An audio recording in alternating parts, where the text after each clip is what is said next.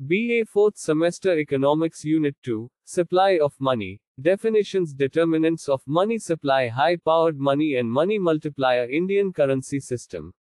Supply of Money. एक देश में एक पर्टिकुलर टाइम पर एक देश की जनता के पास जितना भी पैसा अवेलेबल है, उन सब का सम मनी सप्लाई कहलाता है। मनी सप्लाई में सर्कुलेशन में मौजूद सभी कैश और सभी बैंक डिपॉजिट शामिल हैं जिन्हें अकाउंट होल्डर आसानी से कैश में कन्वर्ट कर सकते हैं। मनी सप्लाई कैश और कैश इक्विवेलेंट जैसे सेविंग अकाउंट की टोटल अमाउंट है जो एक पर्टिकुलर टाइम पर इकोनॉमी में घूम रही है। मनी सप्लाई में केवल जनता द्वारा रखा गया धन शामिल है। इसमें पैसा बनाने वाला सेक्टर शामिल नहीं है। ये एक स्टॉक कॉन्सेप्ट है, मतलब इसका संबंध समय के एक पर्टिकुलर पॉइंट से है। मनी सप्लाई जनता की तत्काल परचेसिंग पावर है। इसलिए मनी सप्लाई को कमर्शियल बैंकों के पास पब्लिक डिमांड डिपॉजिट वाली करेंसी के रूप में डिफाइन किया गया है। करेंसी सर्कुलेशन में नोट और विपक्ष हैं जिनका यूज उनके ओनर द्वारा किसी भी समय गुड और सर्विसेज की खरीद के लिए किया जा सकता है।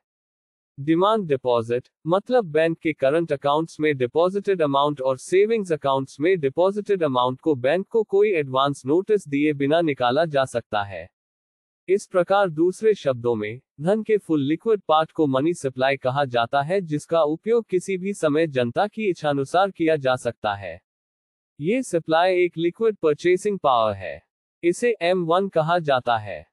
दूसरी डेफिनेशन अभी भी लंबी चौड़ी है और डाकघरों में डिपॉजिट सेविंग्स के साथ है जिसे कमर्शियल बैंकों के सेविंग्स अकाउंट्स की तरह निकाला जा सकता है। इस मेजर को M2 कहा जाता है। तीसरी डेफिनेशन अभी भी लंबी चौड़ी है। जनता के पास करेंसी के अलावा बैंकों के पास टाइम डिपॉजिट के साथ साथ पोस्ट ऑफिस सेविंग्स डिपॉजिट और RBI के पास अदर डिपॉजिट्स भी इसमें शामिल हैं। इसे M3 कहा जाता है। और जब हम मनी सप्लाई की बात करते हैं तो आमतौर पर M3 को पॉलिसी पर्पस के लिए माना जाता है। इसमें मनी सप्लाई में टाइम डिपॉजिट शामिल है क्योंकि उन पर किसी भी समय छूट दी जा सकती है। इस प्रकार वे डिमांड डिपॉजिट की तुलना में लिक्विड या थोड़े कम लिक्विड होते हैं और कुछ नुकसान के साथ खरीद के लिए इस्तेमाल किया जा सकता है।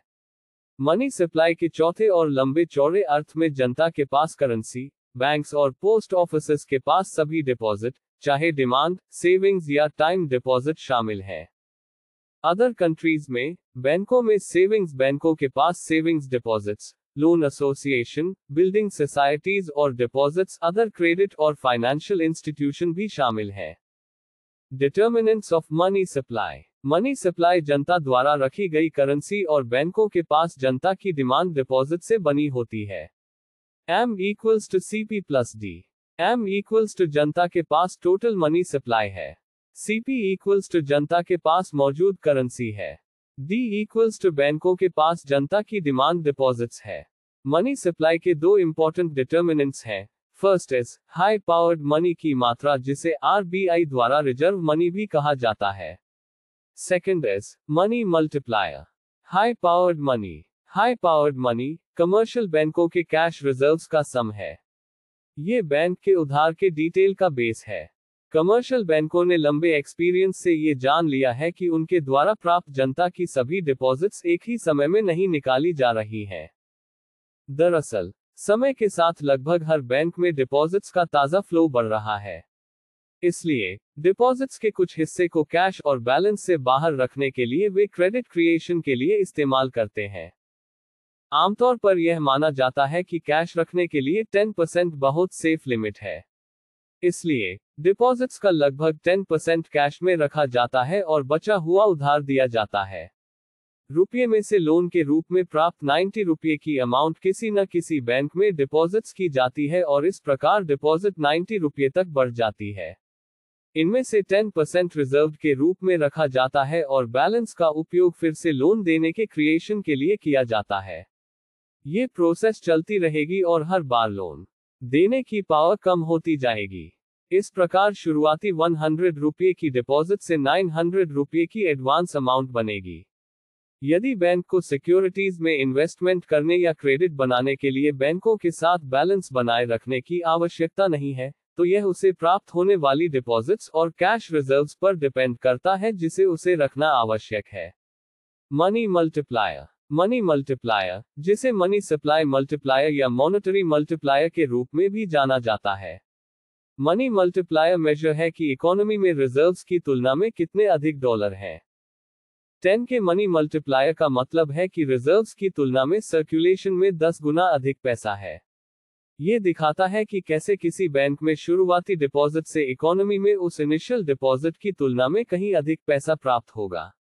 इसकी कैलकुलेशन सेंट्रल बैंक द्वारा डिटरमिन्ड रिजर्व आवश्यकता रेशियो के इनवर्स के रूप में की जाती है।